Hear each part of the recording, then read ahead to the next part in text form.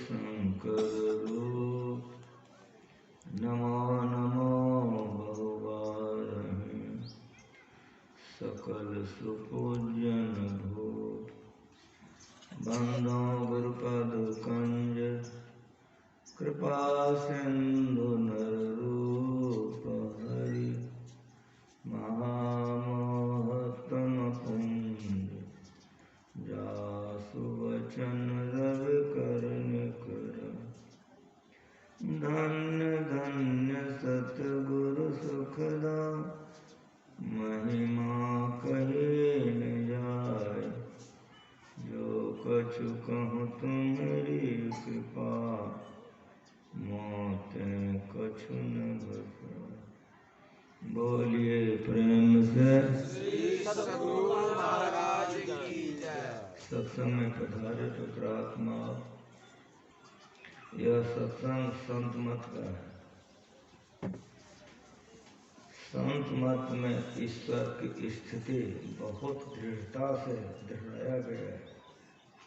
जितने संत इस धरती पर हुए सभी संतों ने ईश्वर भक्ति का प्रचार किया। संतों ने ईश्वर भक्ति का प्रचार क्यों किया? उनको क्या गरज पड़ी जो ईश्वर भक्ति का प्रचार किया? गरज यह पड़ी कि जितने हम लोग हैं, जब से यह दुनिया संसार बनी है, मरते और जन्मते हैं, इस चक्र में पड़ गए। कोई मरना चाहते हैं कि ये नहीं, मरना पड़ता है। नरक में जाना चाहते हैं, कहेगा नहीं, नरक में जाना पड़ता है। कि बाबा क्या कर रहे हैं? ठीक कर रहे हैं। कहाँ से आप आए हैं? तो माँ के पेट से। तो माँ के पेट में क्या था? तो कैसे थे आप? यहाँ हिंदू अलग और मुसलमान अलग नहीं है। यहाँ राजा अलग और भिखमंगा अलग नहीं है। सारे संसार को एक ज्ञान देने वाला संत मत। किसी को पूछो, राजा हो, भिखमंगा हो, मुसलमान हो, हिंदू हो, क्षत्रिय हो, वैश्य हो, कोई हो, कहाँ से आए हो? कहेगा ना माँ के पेट से। तो माँ के पेट में क्या था? कैसे थे? अगर याद कर लीजिएगा, भोजन नहीं सोया, खास न रखें। आप कहीं जा रहे हैं, कहे हाँ बाबा, अब कुइयां में गिर गए, निकलने का कोई साधन नहीं है।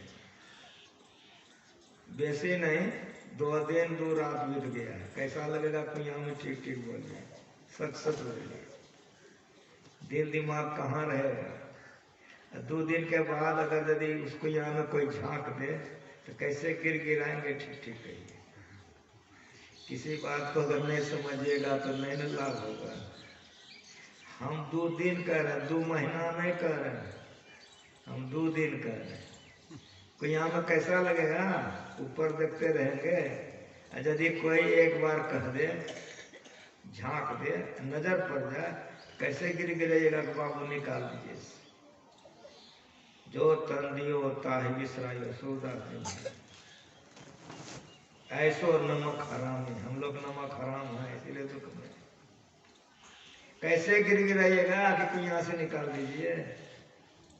यदि निकालने वाला कहे कि जितना धन कमाए हो सब देना पड़ेगा, तब क्या करिएगा? ठीक ठीक सोच के बताइए। कह दीजिएगा नहीं कि कुइयां में मरने दीजिए, ठीक ठीक बोलिए। वो कहेगा कि जितना धन कमाए हो सब देना पड़ेगा, तो यहाँ से निकालेंगे। एको बार नहीं मुंह से निकलेगा। सोचिएगा कि कम से कम जिंदा तो रहे हैं ना, इस दुर्गति से बच जाए। एक के बार में कहेगा बाबू ले लेना, निकाल दो कम से कम। यदि फिर वो कहे कि निकाल तो दूंगा लेकिन सेवा करना पड़ेगा, विचार लीजिए आपने। कहिएगा नहीं कि नहीं करेंगे सेवा, कोई हमें छोड़ दीजिए। समझ में आ रहा है? गर्भवास में रहो कहो मैं भजियो तो ये संतवानी है। सुधर जाइएगा, कल्याण होगा, नहीं तो खूब मांस शराब पीजिए, अस्थि से मर के नरक में चले जाइए, दुर्गति में चले जाइए। जो सुधर गया उसका फोटो का पूजा होता है। गर्भवास में रहो कहो मैं भजियो तो ही, निस्दिन सिमरब नाम कष्ट से काढ़ो मोही। चरणन ध्यान लगाए के रहब नाम लोलाए, तन कौन तो ही विश्वास। ये करार किए हैं माँ के पेट में, यहाँ तन कौन तो ही पुकारी। छुट्टी कहाँ, देख लीजिए गाँव भर में कितना आदमी है, इतने का है छुट्टे। ऐसो नमक हरामी मौसम कौन कुटिल कर काम जो नमक हराम होगा, दुख भोगेगा कि नहीं भोगेगा, दुर्गति सहेगा कि नहीं सहेगा। गर्भवास में रहो कहो मैं भजियो तो ही, कबीर साहब। खाली संतों का सुनिए ना, निस्दिन सिमरन नाम कष्ट से कारो मोही। तो यहाँ से निकालो किसी तरह से। चरणन ध्यान लगा कर रहब नाम लौला है, तुमरे में लगे रहे। यहाँ तन कौन तो ही पुकार, उल्टे हो गया, किसी को छुट्टी नहीं है। खाए खोराका पहरी पोशाका जमका बकरा पोलता है। कौन मांस खाइए, मछली शराब पीजिए, कौन बाल बच्चा कीजिए, जब आएगा छाती तोड़ेगा तब समझ में आएगा। जमबर जाति तोड़े छाती, उससे क्यों नहीं डरता है। इसीलिए इन दुखों से बचने के लिए संतों ने ईश्वर भक्ति का प्रचार किया। ईश्वर ने सृष्टि की है, इसीलिए जगत की माँ कहलाती है, जनानी नहीं है। ईश्वर ने सृष्टि की है, रचना की है, प्रसव किया है, जैसे समझिए समझिए, लेकिन जनानी नहीं है। सृष्टि की है, इसीलिए उसको हम माया कहते हैं। ब्रह्मा को उसी ने बनाया है, विष्णु को। शिव जी को उसी ने बनाया है, काली माँ को। दुर्गा माँ को उसी ने बनाया है, जिसने आपको बनाया है। समझ में आ रहा है? वही ईश्वर है जिसने दुर्गा माँ को बनाया, काली माँ को, गणेश जी को, शिव जी को, पार्वती को जिसने बनाया, दुर्गा माँ को, उसी ने आपको बनाया। वही ईश्वर है। जगत का उन्होंने रचना की है, सृष्टि की है, इसलिए माँ कहलाती है, लेकिन जनानी नहीं है। और सुनिए, सारे जगत के ब्रह्मा विष्णु शिव काली दुर्गा भगवती सरस्वती यक्ष गंधर्व किन्नर नाग पशु सबके पालन करने हारे हैं, इसलिए जगत के पिता कहलाते हैं। मर्दाना नहीं है। को भसवास में सुनिए, वो मर्दाना नहीं है। जनानी मर्दाना माया में होता है, ब्रह्म में नहीं होता है। परमात्मा में जनानी है, जो मर्दाना है। ऐसे परमात्मा को जानो, अनंत है। इसीलिए एक बार दर्शन करोगे अनंत सुख मिलेगा, अनंत शांति, अनंत चैन। निरखि आप अघात ना ही, उसको देखने पर अघाता नहीं है। केशव दास जी महाराज का वाणी पाठ करवा कर सुनवा दिए। उसको प्राप्त करने के बाद कोई चाहना नहीं रह जाती, अनंत है। इसीलिए जो सुख मिलेगा अनंत, जो शांति मिलेगी अनंत, अनंत चैन, अनंत कल्याण। यह परमात्मा किसका है? गुरु महाराज जी ने कहा कि संसार में जिसको कोई चाहने वाला नहीं है, बहुत मन से सुनिए, संसार में जिसको कोई देखने वाला नहीं है, संसार में जिसको कोई नहीं है, उसका ही परमात्मा है। जिसको संसार में कोई देखने वाला, कोई सहारा नहीं है, उसका परमात्मा है। आप लोग कैसे मानिएगा? आपके कलेजे में बात उतरेगा कैसे? तो गुरु महाराज इस पर एक कथा कहते थे। एक समय था, अपना भारत टुकड़ा टुकड़ा में बटा था, राजा लोग होते थे। इतना दूरी राजा, वो राजा, बहुत राजा होते थे। एक राजा राज निरीक्षण करने के लिए रथ पर बैठ करके घूम रहा था। अपने राज्य में, नगर में उनका रथ घूम रहा था। राजा सब देख रहे थे, कौन क्या कर रहा है, कहाँ है, नहीं है, सब देख रहे थे। देखते देखते रथ घूमते घूमते एक जगह पर बहुत बड़ा कूड़ादान था। कूड़ादान बुझते हैं? बहुत बड़ा कूड़ादान था, लेकिन उस कूड़ेदान पर कौवे लग रहे थे, बहुत कौवे। राजा ने कहा सारथी से, रथ रोको। रथ रुक गए। कहा सारथी, कहा जी, करे ये तो कूड़ादान है, इतना कौवा उस पर क्यों लगता है? जा जा देख करके आ, तो इतना कौवा काहे लगता है उस कूड़ादान पर? सारथी गया, दौड़ ले आ गया। का क्या हुआ रे? का महाराज, अभी तुरंत का हुआ बालक फेंका हुआ है। का जीवित है कि मरा हुआ है रे? का जीवित है। का दौड़ के जाओ ठकर। सारथी गया, कूड़ादान में एक लड़का फेंका हुआ था, तुरंत का हुआ, गोदी में उठाया, रथ पर आ गया। का महाराज, यही लड़का फेंका हुआ था जिस पर इतने कौवे लग रहे। का रथ घुरा दो, चलो। रथ घुरा दिया। रनिवास आया, सारथी से कहा, सारथी, कहा हाँ। कहा महारानी के गोद में बालक डाल दो।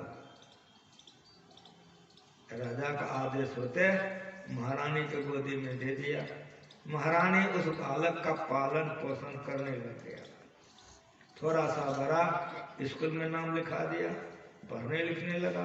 और बड़ा हुआ, कॉलेज में नाम लिखा दिया, पढ़ लिख करके जवान हो गया, बड़ा हो गया। जब बड़ा हो गया, जवान हो गया, तब उसको पता चला कि हम राजा के औरस पुत्र नहीं हैं। औरस पुत्र कहते हैं, महाभारत आप लोग पढ़िए, 12 तरह का बेटा होता है। हमारी माँ बहनें अपने पति के रस से जो संतान पैदा करती हैं, उसको औरस पुत्र कहते हैं। तो उस बालक को पता चल गया कि हम अपने पिता के औरस पुत्र नहीं हैं, तो उसको चोट लगी। उसने राजा से जाकर कहा कि महाराज, हम और पढ़ना चाहते हैं। राजा ने कहा, बेटा तुम जितना पढ़ना चाहते हो उतना पढ़ो, जहां पढ़ना चाहते हो वहां पढ़ो। बोलो अब तुम कहां पढ़ोगे, क्या पढ़ना चाहते हो? उस बालक ने कहा, हम तक्षशिला जाएंगे पढ़ने के लिए। उस जमाने में अपने भारत में तक्षशिला में विश्वविद्यालय था, संसार के लोग आते थे दुनिया के पढ़ने के लिए। उस बालक ने कहा कि हम तक्षशिला जाएंगे पढ़ने के लिए। राजा ने मंत्री से आदेश कर दिया कि इसकी सारी व्यवस्था कर दीजिए और इस बालक को तक्षशिला भेज दीजिए। सारी व्यवस्था करके तक्षशिला भेज दिया। वो बालक चला गया पढ़ने के लिए। पढ़ते पढ़ते पढ़ते पढ़ते 6 बरस पूरे गया। एक दिन उसके गुरु ने कहा कि तुम एक खुरपी और एक खंती लेकर के मेरे पास आओ। वो बालक आ गया। गुरु ने कहा, बेटा तक्षशिला के 1 योजन पूरब, 1 योजन पश्चिम, 1 योजन उत्तर और 1 योजन दक्षिण, चारों तरफ 1-1 योजन, गोया 4-4 कोस। अभी कैसा, चारों तरफ जाओ, घूमो। एक लता, पता, पौधा, खर या दूब उखा के लाओ, जो धरती पर बिना काम का जंगल है, ऐसा उखाड़ के लाओ। चरणों में गुरु को प्रणाम किया, चला गया। कई दिन के बाद लौट के आया, गुरु के चरणों में प्रणाम किया। गुरु ने पूछा, करे तुम गया नहीं?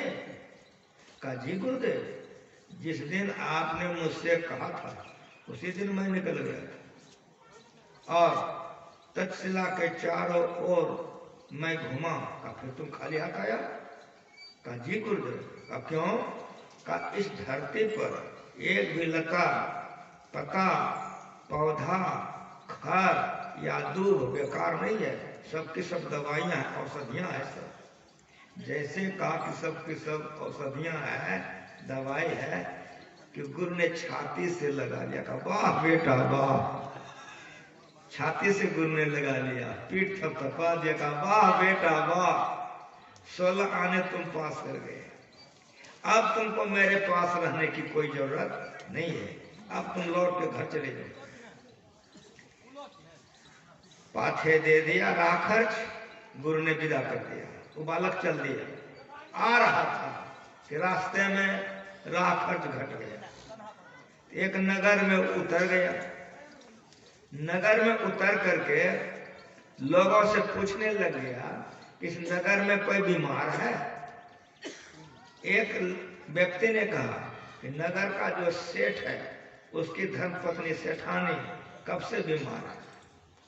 पता लगाया, चला गया, सेठ को अपना परिचय दिया, कहा कि मैं इलाज कर दूंगा तो ठीक हो जाएगी। गया लेकर के, जैसे सेठानी ने उस बालक को देखा कि बड़ी जोर से झुझलाई कि बड़का बड़का डॉक्टर वैद्य हकीम तो गया पानी भरने, बालक आया दवाई देने, हटाओ इसको हमरे सामने से, हम दवाई नहीं खाएंगे। ऐसे जो बोली तो बालक घबराया नहीं, बालक मुस्कुराया, और मुस्कुराते कमाते तुम दवाई खाते खाते खाते उब गई हो, अब तुम्हारा हार्ट दवाई खाने के लिए एलाउ नहीं करता है। लेकिन माँ मेरी बात सुन, आज तक जितना डॉक्टर वैद्य हकीम ने तुम्हारा चिकित्सा किया, कोई रोग नहीं समझ सका तुमको रोग क्या है, इसीलिए तुम ठीक नहीं हुई हो। हमारी बात सुनो, हम एक खुराक दवा तुमको खिलाएंगे, दूसरा नहीं खिलाएंगे। एक खुराक दवाई में रोग तो तुम्हारा हवा हो ही जाएगा, जवान के तरफ खूब सुंदर होकर के एकदम घूमने लगोगे। ये जो बोला तो सेठानी मुस्कुरा गई, अगर ऐसा हो जाए तो मैं खा लूंगी। क्या ठीक है। सेठ से कहा उस बालक ने कि हमको एक ठो खुरपी दे दीजिए। वो लिया चला गया जंगल, जड़ी उखाड़ के लाया, दवाई तैयार किया। जब औषधि तैयार हो गई तब सेठ से कहा कि चलिए मेरे साथ। गए, आचमन कराया और माता के मुंह में डाल दिया, सेठानी के मुंह में। कहा माता जी इसको आप पी जाइए। पी गई। पीना था, पेट में जैसे वो दवाई गई कि शरीर में सनसनी शुरू हो गया।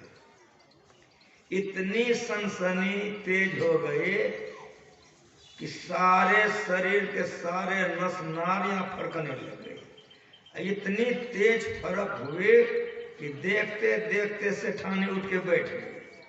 बैठने गए, चलने लग गए, शरीर में बल हो गया, चेहरे में कांति आ गई, वो घूमने लग गई।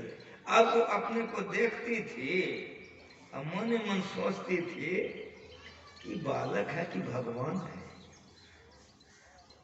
इतनी खुश हो गई, इतनी खुश हो गई कि सेठानी ने कहा, सिपाही आ गया, कहा कि 4000 सरफे इस बालक को मेरे तरफ से इनाम दो। वो जमाना था अपने भारत में सोने का गिन्नी चलता था, समझ में आ रहा है?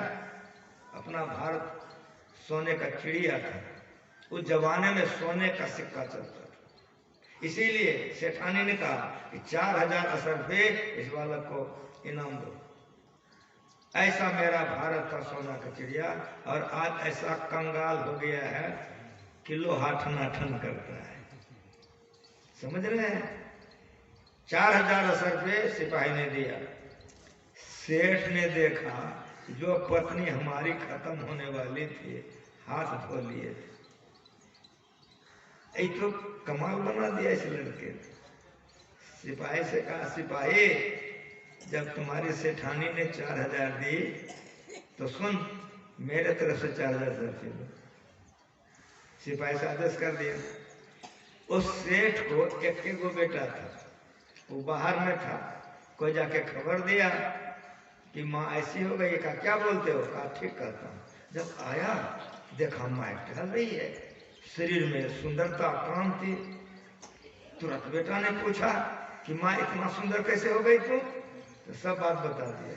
लड़का बड़ा खुश हो गया। लड़का का सिपाही, जब माँ इतनी अच्छी हो गई तो मेरे तरफ से 4,000 रुपये। उस लड़के की शादी हो गई थी, पुत्र वधू चौके में काम कर रही थी। दैया गई दौरे दौरे। दैया ने कहा कि मलकिन, कहाँ? तो बुढ़िया मलकिन तुमसे भी अच्छी हो गई। जैसे का तुमसे भी अच्छी हो गई तो पुत्र वधू बड़ी जोर से बिगड़ी कि बूढ़ों की खिल्ली उड़ाती हो, मजाक ऐसे मत बोलो माँ के लिए। कहा मैं मजाक नहीं उड़ाता हूँ, नहीं खिल्ली, तुमसे अच्छी हो गई, जाके देख लो। फिर डांट लगाई। कहा तुमको जितना डांटना हो डांट लो, लेकिन हमारी बात भी एक बार मान के तुम जाके देखो तो एक बार। अब उसके बहू के मन में हुआ कि कोई बात जरूर है, इतना डांटने कोई लहसती नहीं है। उधर से जो आई तो देखी उसकी सास टहल रही थी, तो भर पाना पकड़ के लिपट गई सास को, पकड़ करके बोली माँ इतनी सुंदर तुरंते कैसे बन गई तुम? इतनी अच्छी कैसे हो गई जो तुम टहल रही हो? तुम्हारे चेहरे पर तो एकदम जवानी आ गई, एकदम चेहरा लाल लाल हो गया तुम्हारा, इतनी सुंदर हो गई तुम, ये कैसे हो गया? तो सब बात बताई। जैसे बताई सिपाही का सिपाही, जब सब कोई दिया है कि हमारी माँ इतनी अच्छी हो गई, हमारे तरफ से 4,000 रुपये दो। गिनती किया आप लोग? 16,000 असरफी हो गई। उस लड़के को स्नान कराया गया, बढ़िया बढ़िया कपड़ा पहनाया गया, भोजन कराया गया, एक रथ पर लड़के को बिठाया गया, दूसरे रथ पर इनाम के साथ सारी सामग्रियों के साथ विदा किया गया। जब वो बालक अपने पिता के पास आया, राजा के चरणों में प्रणाम किया, सारा असरफी चरणों में दे करके कहा कि पिताश्री, जो विद्या हम पढ़ने के लिए गए थे, ये विद्या का मूल्य 2 घंटे का ही सारा कमाई हमारा है। जैसे कहा कि 2 घंटे का कमाई हमारा है, राजा तो गदगद हो गया, एकदम खुश हो गया। कहा वाह बेटा वाह, सुनो तुम्हारे धन की हमको लोभ नहीं है। देखो मेरे भवन के सामने में कितना खाली जगह है, हमसे भी आलीशान भवन बना करके तुम निवास करो। ये कथा गुरुमा जी कह करके गुरुमा जी ने कहा, वह बालक कौन था? खूब बढ़िया सुनिए। एक वेश्या को बेटा हो गया था। वो बालक कौन था? एक वेश्या को बेटा हो गया था। तो वेश्या बेटा पोसबो करेगी, दैया से फेंकवा दी। तो बाप कौन माय कौन, फेंकवा दी। ठीक ठीक कलेजे में हाथ रख के बोलो कि रक्षा किसने किया? ठीक ठीक बोलो। जिसने रक्षा किया वही ईश्वर है। ऐसे ईश्वर पर जो अचल विश्वास पूर्ण भरोसा नहीं रखता है वह मूर्ख है। जिसको संसार में कोई पालने वाला देखने वाला नहीं है, उसको ईश्वर देखता है। ये सबके माता पिता है। इसीलिए संतों ने ईश्वर भक्ति का प्रचार किया। ईश्वर पर भरोसा रखोगे तो बाल न बांका कर सके जो जग बैरी हो। सारा संसार दुश्मन होकर के तुम्हारा कुछ नहीं बिगाड़ सकता है। इसीलिए ईश्वर का भक्ति करो। फिर गुरु महाराज जी ने कहा, कर्ण का जन्म हुआ था, महाभारत पढ़िए। कर्ण का जन्म हुआ था, उसकी माँ फेंक दी। अधिरथ ने पाला पोसा, पढ़ने के लिए गया तो उसको वीर गुरु मिल गया। वो वीर गुरु मिल गया तो कर्ण वीरता के उस शिखर पर चढ़ गया कि जब तक धरती रहेगी तो कर्ण वीरता के पताके पर फहरता रहेगा। फिर गुरु महाराज ने कहा, कबीर साहब का भी जन्म हुआ था, उसकी माँ भी फेंक दी थी। लहर तालाब में नीमा और नीरू सूत धोने के लिए गया था, तो बच्चा को पाया, लाकर पोसा, उसको संत सतगुरु मिल गए। कबीर साहब को रामानंद स्वामी मिल गए। तो परमात्मा को पा करके परमात्मा स्वरूप कबीर साहब हो गए। ये शरीर में सारा ज्ञान विद्या है, लेकिन जब तक गुरु नहीं मिलेगा नहीं मिलेगा। वैद्य गुरु मिला तो जीवक संसार में अमर हो गया। वो बालक का नाम है जीवक, वैद्य गुरु बन गया जीवक। कर्ण को वीर गुरु मिल गया तो वीर बन गया, और कबीर साहब को संत गुरु मिल गए तो परमात्मा को पाके संत हो गए। जो परमात्मा आदि अंत रहित है, उसका शुरू नहीं है अंत नहीं है, ये परमात्मा है। जिसका शुरू होगा वो माया होगी, जिसका अंत होगा वो माया होगी। परमात्मा का न शुरू है न अंत है। ये धरती देख रहे हो, इसका शुरू और अंत है। पानी का शुरू और अंत है, हवा का शुरू और अंत है, आकाश का शुरू और अंत है, मन का शुरू और अंत है, लेकिन परमात्मा का न शुरू है न अंत है। इसीलिए वह परमात्मा आदि अंत रहित है, असीम है, कहीं सीमा उसका है ये नहीं है। यदि सीमा हो जाएगा तो ससीम हो जाएगा। आप लोग किसान हैं, खेत है कि नहीं? खेत का चौहद्दी किसको कहते हैं? पूरब में फलाने बाबू, पश्चिम में तो फलाने बाबू, उत्तर में तो फलाने बाबू, दक्षिण में तो फलाने बाबू, बीच का जो बच गया वो हमारा बाप का है कि नहीं? समझ में आ रहा है? जिसकी चौहद्दियां होती है वो ससीम होता है, जिसकी चौहद्दियां नहीं होती है वो असीम होता है। खूब बढ़िया से इस बात को समझिए, जो असीम होता है उसकी सीमा नहीं होती, जो ससीम होता है उसकी सीमा होती है। जो ससीम है उसको माया कहते हैं, जो असीम है उसको ब्रह्म परमात्मा कहते हैं। स्थूल का सीमा है, सूक्ष्म का सीमा है, कारण का सीमा है, महाकारण का सीमा है, चेतन का सीमा है, लेकिन चेतन को बनाने वाला जो चेतन है उसका सीमा नहीं है, वो अनंत है। ऐसे अनंत परमात्मा का जो उपासना करता है उसी को शांति सुख मिलता है। जो देवी देवता का पूजा करता है तो कबीर साहब कह के गए हैं कि देवता पितर भुइया भवानी यह मार्ग 84 चलन की, करो जतन सके साईं मिलन की। गुरुआ गुरिया सूप सुपलिया तज दे बुद्धि लड़कैया खेलन की, करो जतन सकी साईं मिलन की। देवी देवता को उपासना करेंगे, देवी देवता के लोग लोकांतर जाएंगे, काम क्रोध का नाश नहीं होगा, मरना जन्मना नहीं छूटेगा। जब काम क्रोध का लोग नाश नहीं होगा शांति मिलेगी। ठीक ठीक बोलो। मरना जन्मना नहीं छूटेगा, दुख छूटेगा। इसीलिए संतों ने ईश्वर भक्ति का प्रचार किया। अगोचर है, उस परमात्मा को इस आंख से नहीं देख सकते हो, हाथ से नहीं छू सकते हो, कान से उसकी वाणी नहीं सुन सकते हो, पैर से उसके पास नहीं जा सकते हो, मन से मनन नहीं कर सकते हो, बुद्धि से निर्णय नहीं कर सकते हो। ये परमात्मा है। अगोचर का मतलब होता है जो 14 इंद्रियों में से किसी इंद्रियों से आप उसको नहीं जान सको, उसको अगोचर कहते हैं। इसीलिए नास्तिक लोग ईश्वर नहीं मानते। जो नास्तिक होते हैं वो ईश्वर नहीं मानते हैं। जब आंख से देखबे नहीं करेंगे, पैर से जेबे नहीं करेंगे, हाथ से छुबे नहीं करेंगे, जहाँ से चाटबे नहीं करेंगे, ईश्वर का लिए मानेंगे? वो नास्तिक कहता है ईश्वर नहीं है। लेकिन जो आस्तिक है ईश्वर को मानता है। मन है आपका, कहिए हाँ हमारा मन है, तो मन कैसा है बताओ हमको, लड़की है कि लड़का, गोरा है कि काला है, बता सकोगे? जब मन को नहीं बता सकोगे तो मन को बनाने वाले को कैसे बता सकोगे? इसीलिए व्योम को व्योम अनंत अखंडित आदि अंश सुमंत कहाँ है, को प्रमाण करे परिपूर्ण द्वैत अद्वैत कछु न जान।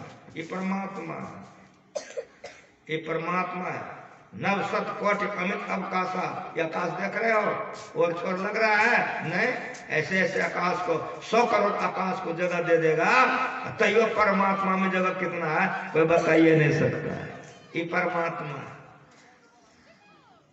करोड़ों दुर्गा के समान, एक नहीं कह रहा हूं, करोड़ों दुर्गा के समान दुश्मन को मारने में वो परमात्मा सक्षम है। करोड़ों ब्रह्मा के समान वे सृष्टि करने में निपुण है। करोड़ों विष्णु के समान वे पालन करने हारे हैं। करोड़ों रुद्र के समान वे संहार करता है, और करोड़ों हिमालय के समान वे अडिग है, और करोड़ों समुद्र के समान वे गहरे हैं, और करोड़ों सरस्वती के समान विद्या के खान है, और करोड़ों लक्ष्मी के समान वे धनवान है। इतना कहते कहते तुलसीदास जी रोने लगे कि जा हमसे बड़ी भारी गलती हो गई। खूब बढ़िया से सुनो, सुनने आए हो, एक केटा के पीछे पागल हो, यहाँ करोड़ों करोड़ों के लिए कह रहा हूं। कहां देखोगे? रामायण पढ़ो, उपनिषद पढ़वा दिया हूं, केशवदास जी का पढ़वा दिया हूं। संतों के ज्ञान में जो गहराई है इसको जानो। करोड़ों करोड़ों करोड़ों ब्रह्मा, करोड़ों विष्णु, करोड़ों शिव, करोड़ों लक्ष्मी, करोड़ों सरस्वती कहते कहते तुलसीदास जी रोने लगे, हमसे बड़ी भारी गलती हो गई। का क्या गलती हो गई? निरुपम न उपमा आन राम, समान राम निगम कर, जिमि कहत सत खाद्योत अति रवि, कहत अति लघुताल है। इसको कैसे आप लोग समझिएगा? आपको कोई पूछे कि सूर्य कैसा है, खूब बढ़िया सुनिए। रात में एक कीड़ी उड़ती है जिसको हम लोग भुगजुगनी कहते हैं, साहित्यकार उसको जुगनू कहते हैं। तो रात में अनहरिया रात है, बिजली चली गई, यदि उड़ता है तो घर ही न्योरे हो जाता है कि नहीं होता है? देखने में बढ़िया लगता है कि नहीं? समझ में आ रहा है? कोई पूछे कि सूर्य कैसा है तो कह दिए वही करोड़ों कीड़ा के समान है, तो ठीक है ना? हाँ बोलिए जरा। सूर्य कैसा है तो कहिए करोड़ों जुगनू के समान सूर्य है, तो ठीक है ना? ये हाँ कहिए। समझ में आ रहा है? सूर्य की कितनी हीनता होगी। करोड़ों जुगनू के समान अगर आप कहोगे कि सूर्य है तो सूर्य की कितनी हीनता होती है। उसी तरह से करोड़ों ब्रह्मा, विष्णु, शिव, काली, दुर्गा कहने से वो परमात्मा की हीनता होती है। वो परमात्मा कैसा है?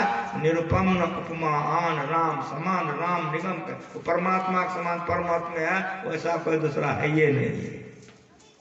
इसीलिए वो परमात्मा को जो प्राप्त करता है वो आत्मा से प्राप्त करता है। वो इंद्रियों के द्वारा नहीं जाना सकता है, आत्मा के द्वारा जाना जा सकता है। जो आत्मा के द्वारा प्राप्त हो उसी को परमात्मा कहते हैं, उसी को शांति मिलती है। और जो प्राप्त कर लेता है उसको संत कहते हैं। रूप किसको कहते हैं? कह दीजिए, जो आंख से देखते हैं। शब्द किसको कहते हैं? तो कह दीजिए, जो कान से सुनते हैं। रस किसको कहते हैं? तो कह दीजिए, जो जिह्वा से चाटते हैं। गंध किसको कहते हैं? तो कह दीजिए, जो नाक से लेते हैं। उस तरह परमात्मा किसको कहते हैं? जो आत्मा से देखा जाता है। वह परमात्मा न जनानी है न मर्दाना है। वह परमात्मा प्रकृति के परे है और प्रकृति के कन में व्यापक है। प्रकृति पार प्रभु सब पूर्वासी, ब्रह्म निरीह विरत अविनाशी, यहाँ मोह कर कारण नाही, रवि सन्मुख तम कबों के जाए। ऐसा संतों ने कहा। भगवान राम जंगल में थे, मुनिवर के आश्रम पर गए। मुनि जी से पूछा कि 14 वर्ष के लिए हमको वनवास हो गया है, कहाँ रहेंगे? वाल्मीकि जी कहते हैं कि तुम पूछे कि रहो कहाँ, तुम पूछने के लिए आए हो कि हम कहाँ रहेंगे, लेकिन तुम जो पूछे हो तो हमको पूछना पड़ेगा। जान हो तुम देहु कही तो ही बताओ ठाम। ये वाल्मीकि जी ने कहा। राम स्वरूप तुम्हार वचन अगोचर, बुद्धि पर अविगत अलख अपार, नेत नेत नित निगम का। राम स्वरूप तुम्हार वचन अगोचर, बोलने में नहीं आता, बुद्धि पर बुद्धि की पहुंचवाने, अविगत कहीं से खाली नहीं, अलग इंद्रियों के द्वारा नहीं जाना जा सकता है। तुम जहां नहीं हो हमको खाली जगह बता दो, फलना जगह नहीं है, जैसे कहोगे नहीं है वहीं बता देंगे रहने के लिए। ईश्वर स्वरूप ऐसे परमात्मा को कैसे जानिएगा? तो नित दिन सत्संग कीजिए। सदगुरु करुण कर मैं ही जाऊँ पार। गुरु के शरण में जाइए, ऐसे परमात्मा के संबंध में जान करके ऐसे परमात्मा का भक्ति कीजिए तो सुखी हो जाइएगा। ऐसे परमात्मा जो जनानी नहीं है, ऐसा परमात्मा जो मर्दाना नहीं है, ऐसा परमात्मा जो अनंत है, इसकी भक्ति कैसे की जाएगी यह विषय हम आप लोगों को शाम में समझाएंगे। समय बहुत हो गया, मैं आप लोगों का मुंह देख रहा हूँ, भूख लग गया, कोई ठोर चाटने लग गया, घड़ी देखने लग गया। इसीलिए हमारे गायक मंडप पर हैं, एक भजन आप लोग सुन लीजिए, आरती हो जाएगी। भोजन करके आप लोग आइए तो आप लोगों को समझाएंगे कि जो परमात्मा जनानी नहीं है, जो परमात्मा मर्दाना नहीं है, जो परमात्मा सबके मालिक हैं, उसके पास कैसे जाया जाएगा। यह विषय होगा भक्ति, और इस विषय पर हमारे साथी लोग सुनाएंगे और हम भी आपका सेवा करेंगे। एक बार प्रेम से बोलिए।